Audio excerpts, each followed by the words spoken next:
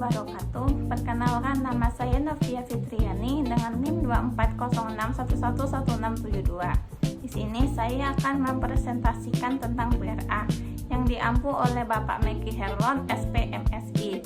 Selamat menyaksikan. Baiklah, di sini saya akan mempresentasikan materi tentang Participatory Rural Application atau biasa kita singkat PRA. Secara sederhana, PRA adalah pendekatan pembangunan atau penelitian desa yang melibatkan warga secara langsung dari awal sampai akhir. Konsep dasar PRA. Inti dari PRA adalah mengubah posisi masyarakat. Kalau penelitian konvensional, warga sering hanya dijadikan objek atau sekedar diwawancarai lalu ditinggal.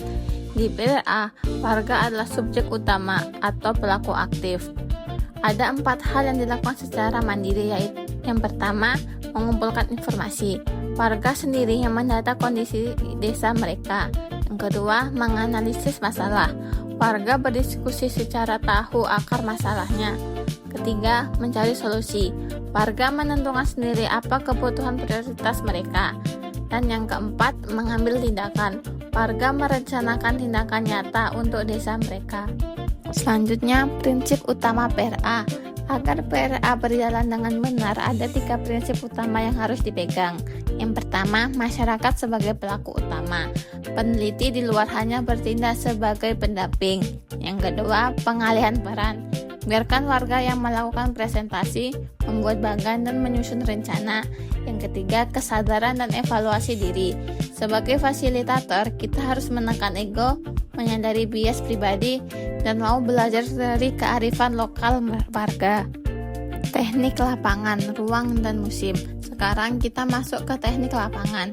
Bagian pertama adalah analisis ruang dan waktu. Yang pertama yaitu peta sosial.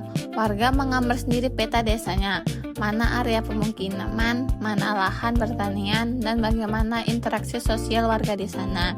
Yang kedua, penelusuran wilayah.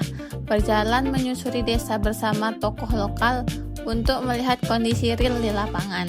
Yang ketiga yaitu kalender musim.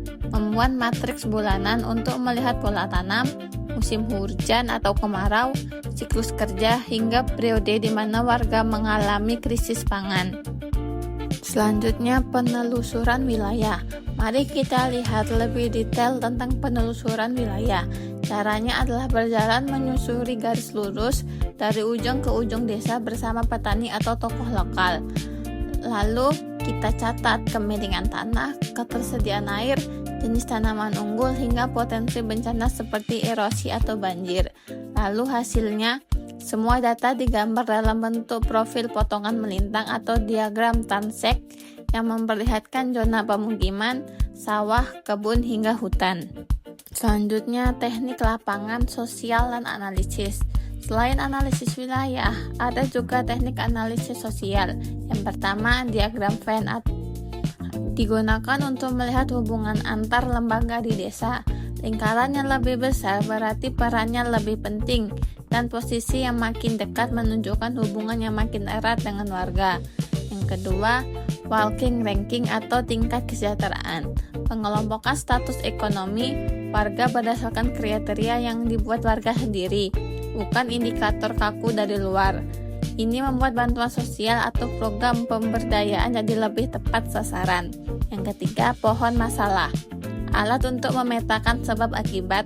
Akar mewakili penyebab masalah, batang adalah isu utamanya, dan dahan atau daun adalah dampaknya. Selanjutnya, etika penelitian partisipatif. Dalam PRA, etika adalah hal yang sangat krusial. Yang pertama, informate, konsentrasi, dan transparansi.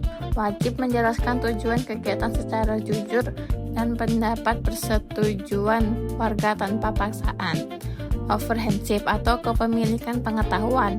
Data, peta, dan hasil analisis adalah milik masyarakat. Peneliti wajib mengembalikan ringkasan hasilnya kepada warga. Ketiga, influksivitasi. Memastikan suara kelompok rentan seperti perempuan, pemuda, dan warga paling miskin terdengar dan tidak didominasi oleh tokoh elit desa. Yang keempat, saling menghargai, menghormati adat istiadat dan nilai budaya lokal. Tahapan penyusunan instrumen. Bagaimana cara menyusun instrumen PRA? Ada 4 langkah sederhana. Yang pertama, orientasi fokus. Tentukan topik utama dan pelajari teori dasar. Yang kedua, panduan fasilitasi. Buat daftar pertanyaan, pemantik, dan siapkan alat bantu visual seperti spidol, kertas, dan batu atau biji-bijian atau untuk alat hitung. Yang ketiga, uji coba lapangan. Simulasi panduan di lapangan dan tetap fleksibel menyesuaikan respon warga. Yang keempat, regulasi data. Konfirmasi ulang temuan bersama seluruh komunitas melalui musyawarah atau lokakarya desa.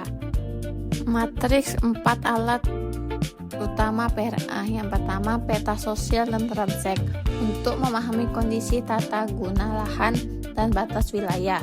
Yang kedua, kalender musim untuk paham pola kegiatan bulanan dan masa krisis. Yang ketiga, diagram Venn untuk paham peran dan pengaruh lembaga desa. Keempat, pohon masalah untuk menemukan akar penyebab masalah dan menentukan rencana aksi. Kesimpulan, apa kunci sukses PRA ini? Keberhasilan PRA bukan diukur dari seberapa tebal kuesioner yang kita bawa atau seberapa bagus laporan yang dibuat.